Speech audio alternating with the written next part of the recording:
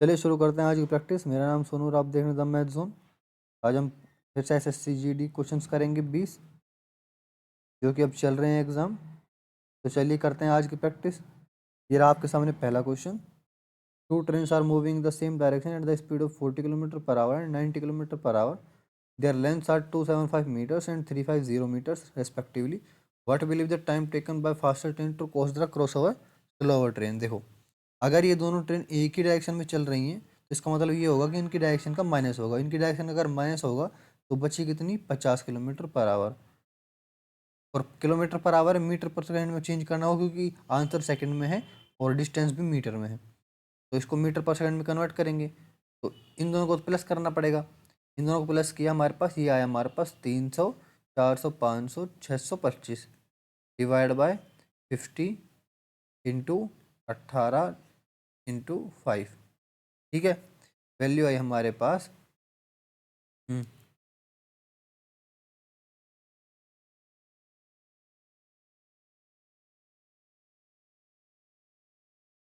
45 seconds, 45 seconds. Next, A alone can do a work in 40 days and V alone can do the same work in 60 days. In how many days will they together complete the same work? ये तो आसान है, हमारे पास 1/40 करना है plus 1/60 करना है। ठीक है, वैल्यू आई हमारे पास 120, 5/120। Next, 4p is equal to 5q and 3q is equal to 4r, then what is the value of pqr? ठीक है, देखो 4p is equal to 5q, 3q is equal to 4r। अब इनका रेशो कैसे निकालें, देखो p upon q का ratio होगा हमारे पास 5:4 और q अपॉन r का रेशो होगा हमारे पास 4:3, 4:3। तो 5, 4 और 3, सिंपल है। अगर ये दोनों सेम है तो 5:4:3 हो जाएगा, simple. Next, Sneha alone can complete a work in 30 days and Anju alone can complete the same work in 45 days. Anju alone worked for first 15 days and then left the work. In how many days will Sneha alone complete the remaining work? देखो, जो स्नेहा है वो 30 days में काम करती है और ये जो अंजू है वो 45 डेज में काम करती है। इनका एलसीएम निकाला, हमें 90 आया। ये आया 3, इसकी एफिशिएंसी और इसकी एफिशिएंसी आई 2। ठीक है, ये कौन है, स्नेहा है, ये कौन है, अंजू है। अब अंजू जो है वो, ये अंजू जो है फर्स्ट 15 डेज वर्क करती है। ठीक है, तो 30 वर्क हो जाता है एक दिन में, वो दो दो वर्क करती है, 2 यूनिट वर्क, तो 30 यूनिट वर्क वो 15 दिन में कर लेती है। बचेगा 60 यूनिट वर्क, जिसमें कि स्नेहा करेगी अलोन वो जो बचा है जो है वो वर्क। ठीक है, तो इसकी बारी 3, तो 3 यानी 20 दिन में वो बचा हुआ वर्क कर लेगी। Next, what is the value of, इसको सोल्व करते हैं हम। यहाँ से इसको सोल्व किया, minus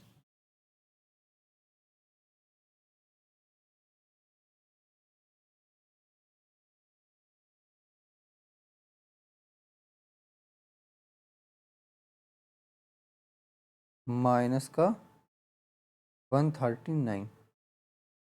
next, if the cost of 5 apples and 8 mangoes is same as the cost of 9 apples and 4 mangoes, then what is the ratio of the price of mango and the price of an apple? ठीक है, देखो 5 apples, apples का मान लेते हैं हम x price, मान लेते हैं कि एप्पल्स का एक्स प्राइस है और मैंगो का वाई प्राइस है। तो जो 5 एप्पल्स हैं वो 8 मैंगोज के बराबर है। ठीक है, और जो कॉस्ट प्राइस जो 9 एप्पल्स हैं, 9 एप्पल्स का, वो 4 मैंगोज के बराबर है।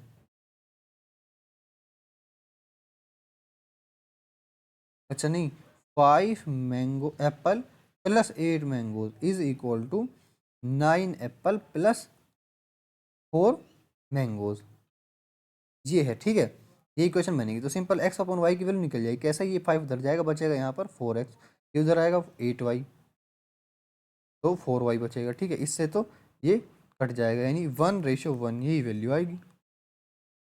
Next, A bicycle was bought for 120 and sold at a profit of 15%. Find the selling price. उसने खरीदा 120 में और 15% का प्रॉफिट के साथ बेचेगा तो 115% का करना पड़ेगा इसको। वैल्यू है हमारे पास 5×10 5×3 = 15, 5×10 2 × 12 18, 138। Next, Dinesh purchase 12 dozens of apple at the rate of 300 per dozen. He sells each apple at the rate of 30. What is the profit of Dinesh? देखो 12 डजन एप्पल पर डजन, यानी इसका मतलब 12 जो एप्पल है, 12 एप्पल वो 300 रुपये में ख़रीदता है। ठीक है, एक एप्पल खरीदेगा हमारे पास 300/12। ठीक है, और कॉस्ट प्राइस कितना हो गया इसका? इतना हो गया कॉस्ट प्राइस, इतना। ठीक है, अब बेचे कितना? 30 रुपये में एक एप्पल, यानी 12 रुपये में 360। यानी इसका मतलब ये हुआ, या तो आप ऐसे कॉस्ट प्राइस निकाल के एक एप्पल की वैल्यू निकाल के फिर प्रॉफिट परसेंटेज निकाल लो, या फिर देखो ऐसा निकाल लो कि अब एक डज़न एप्पल वो 300 का लाया और एक डज़न एप्पल वो 360 का बेचा, यानी 300 पर 60 का फ़ायदा। ठीक है, तो कितने परसेंट का हो गया? 30% का फ़ायदा। ठीक है, या फिर एक एप्पल के निकाल लो कि एक एप्पल यहाँ पर ये 30, इसकी वैल्यू 30, और ये ऐसे 30 ऐसे कर लो, कैसे भी कर सकते हो आप। नेक्स्ट, सक्सेसिव डिस्काउंट निकालना है इन दोनों का। ठीक है, 15 और 12 27, -15 × 12/100।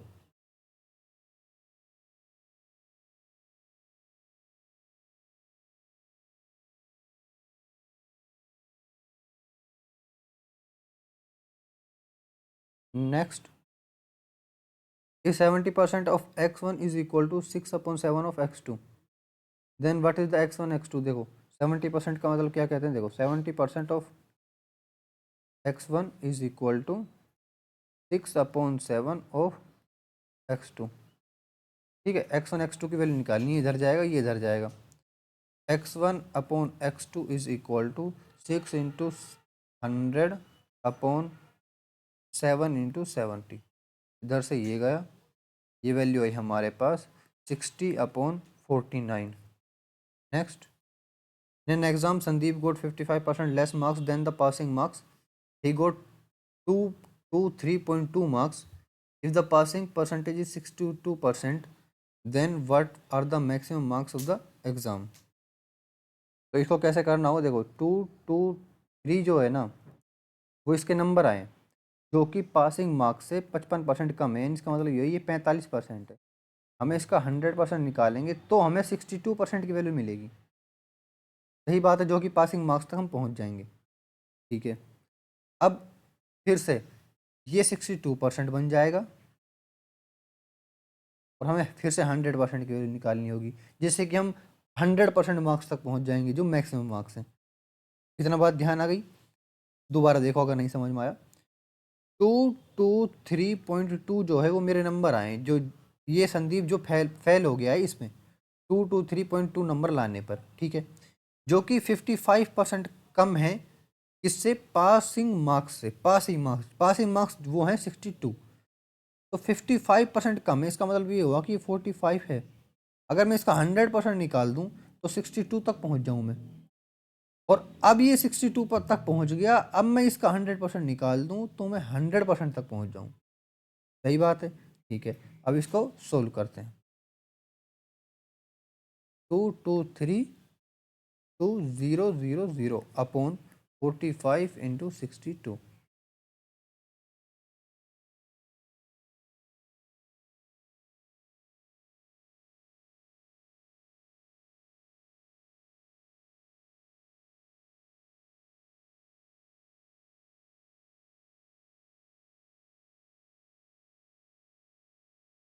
आठ सौ।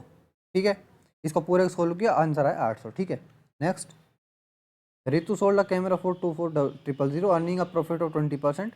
If she wanted to earn a profit of 25%, at what price should he have sold the camera? देखो अगर वो 24,000 रुपये का लाई कैमरा, ठीक है, मतलब उसने बेच दिया तो उसको 20% का फ़ायदा हो गया। यानी इसका मतलब ये हुआ कि 24,000 जो है वो 120% है।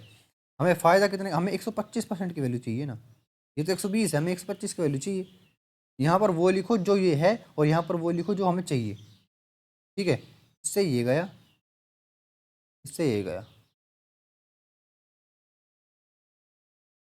बार बार बार बार दूँ 24, ठीक है। 125 125, ये होगा 15, ठीक है। 25,000,000। Next, 3 numbers are in the ratio 3, 9, 1, 1 and the HCF is 29. Find the numbers. तो अगर वो रेशो में ये है ना और नंबर फाइंड करने, तो इसका और इसका इंटू इसका मतलब ये हुआ कि इसको अगर मैं इससे इंटू करूँ, इसको इससे इंटू करूँ, इसको इससे इंटू करूँ, तो वो नंबर्स ही हैं। क्योंकि HCF वो नंबर होता है जो सबसे बड़ा डिवाइड होता है। जैसे मतलब 9 का सबसे बड़ा मान लेते हैं 3 है डिवाइड, 9 और 6 का HCF 3 है। ऐसे ऐसा नंबर, ऐसा सबसे बड़ा नंबर जो सारे नंबर्स को डिवाइड करता है, उससे बड़ा नंबर मिलेगा ही नहीं डिवाइड करने को, ठीक है। और इसी में रेशो में जो एक्स लगा होता है ना, वो HCF ही होता है। तो वैल्यू निकालेंगे 7, ये रही, ठीक है। 3 को 29 से इंटू करेंगे 87, फिर 261 और फिर 319। Next, rate 20,000 is lent at compound interest at the annual rate of 18% for 1 year. If the compounding of interest is done half yearly, then how much more interest will be obtained? एक साल के लिए तो simple interest लगा दो, compound interest लगाने की जरूरत नहीं जहाँ एक साल आ गया, ठीक है। 18%, इसका 18% निकालेंगे हम, तो इसकी वैल्यू आई हमारे पास 3600। सही बात है, ठीक है। अब आई किसकी बारी, हाफ ईयरली, यानी अब लगेगा 9% रेट और ईएस होंगे 2। हाफ ईयरली का मतलब ये होता है कि आधा रेट ऑफ इंटरेस्ट कर दो और टाइम डबल कर दो, ठीक है। तो अब 9% लगेगा, यानी 20,000 पर डबल 109 इंटू 109 अपॉन 100/100, ठीक है। सिर्फ इंटरेस्ट की पूछा है इसने, तो माइनस 20,000 बाद में कर देंगे, ठीक है। यानी 1 कॉमन ले लेते हैं, 20,000 को ऐसे कर देते हैं, ठीक है।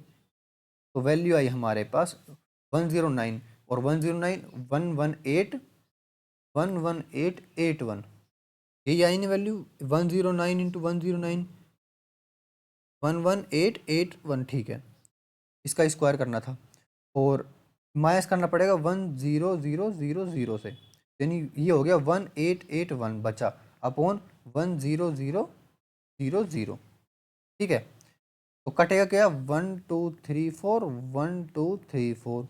इसको 2 से अगर मैं इंटू करूँ तो कितना आया हमारे पास, 3762, और ये 3600, 162 ज़्यादा है, simple. Next, a sum of rate 7,000 is invested in a scheme of simple interest. The rate of interest in this scheme is 20% per annum. If rate 1750 interest is obtained, then for how many months in the sum invested? देखो 7,000 जो है वो invest किया गया है एक scheme में और सिंपल इंटरेस्ट पर। The rate of interest in this scheme 20% है, ठीक है। और इफ़ 1750 इंटरेस्ट इज ऑब्टेंड, अच्छा ठीक है, इतने साल तक उसने किया, अपॉन 100 इंटरेस्ट बना 1750, ठीक है। तो मंथ्स में पूछा इसने, मंथ्स में, तो मंथ हम देखते हैं हम कितना हुआ, 0 से 0 0 से 0, ठीक है। x इज इक्वल टू, इस 0 से ये 0 चला गया, 175 डिवाइड बाई 14, ठीक है। वैल्यू क्या है हमारे पास, यहाँ पर एक और 0 है क्योंकि यहाँ पर एक और 0 तो 7,000 है, ठीक है। तो वैल्यू है हमारे पास, तो ये पहले इसको मंथ में कन्वर्ट कर लेते हैं। 175 ये ईयर्स में है, मंथ में कन्वर्ट करेंगे तो इसको 12 से इंटू करना पड़ेगा, ठीक है। तो ये वैल्यू आई हमारे पास 0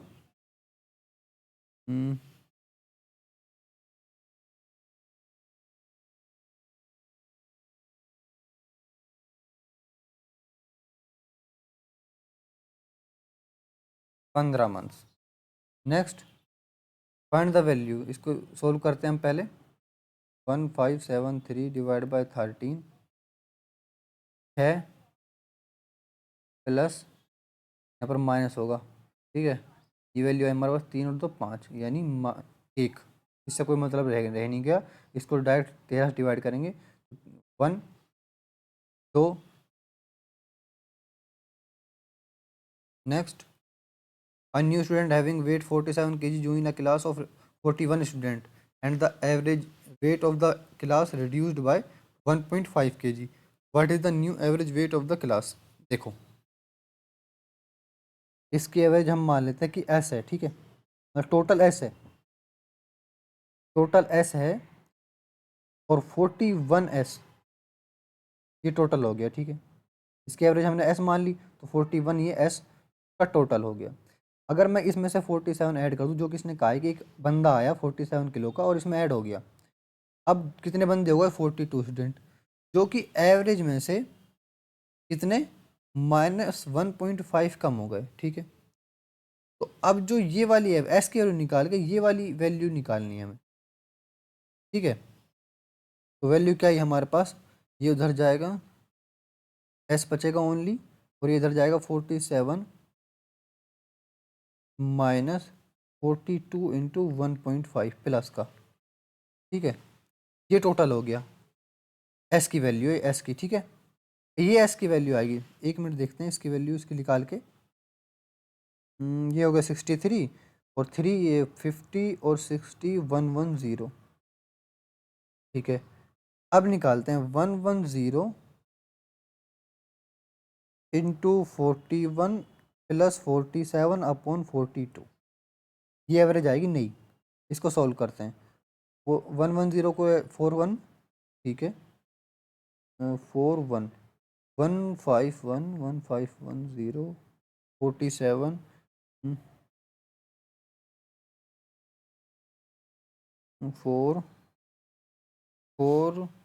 44557 divide by 42 108.5। Next, average age of group of 27 boys is 21 years. If a boy leaves the group, then the average age of becomes to 1.7 years. What is the average boy of the left the group? देखो 27 boys का group है जिसकी average age है 21, 27 into 20, ठीक है। If a boy leave the group, ठीक है, then the average age becomes, अब इसमें से कोई बंदा चला गया, अब एवरेज बचे कितने बंदे 26, जो कि एवरेज बनी इसकी 21.7, ठीक है। What is the age of the boy who left, इस एक्स की वैल्यू निकालते हैं, निकल जाएगी आराम से। कैसे, 27 इंटू 21 माइनस करेंगे 21 इंटू में 26, 21.7, ठीक है, इज इक्वल टू एक्स, ठीक है। अब इस 27 को लिख सकता हूँ मैं 26 प्लस 1 इंटू 21 माइनस 21.7 इंटू 26, ठीक है। तो अब थोड़े आसान हो जाएगा सॉल्यूशन। कैसे, इसमें से 26 कॉमन ले लेंगे, बचेगा क्या हमारे पास 21, यहाँ पर माइनस करेंगे 21.7, ठीक है, और यहाँ पर क्या बचेगा 21 प्लस का, ये बचा हमारे पास 0.7 इंटू 26 यानी 18.2 माइनस का 21, ठीक है। ये वैल्यू बची हमारे पास 2.8। Next, what is the value of, solve करते हैं, 11 के हम 11, 11 33 into 13 169 plus 13 come 13 13 Doon 26 into 12 144 210 into 15 divide by 14 यानी 15 और 15 का स्क्वायर 225, बस 169 144 और 244। अब देखते हैं पहला, ये दोनों, ये प्लस का ये माइनस का, ठीक है। तो वैल्यू है हमारे पास 88। Next, what is the total surface area of cylinder having radius of base 4.2 centimetre and height as 8 centimetre. Total surface area क्या होता है सिलेंडर का, pi r r plus l, ठीक है, 2 पाई आर, ठीक है। तो निकालते हैं 2 into 22 upon 7 into r, r कहाँ पर है 4.2, 8, एल की वैल्यू कैसे निकालें, एल की वैल्यू निकलेगी हमारे पास रूट में इसकी स्क्वायर और इसका स्क्वायर 64 प्लस 4.2 यानी 42 का स्क्वायर, जो कि होता है 1764, यानी 17.64। ठीक है, यानी 4.2 प्लस रूट में 8164, इसको हम 9 ही मान लेते हैं। ठीक है, लगभग लगभग 9 में 81, 9 ही मान लेते हैं। 9 और 4 13, 13.2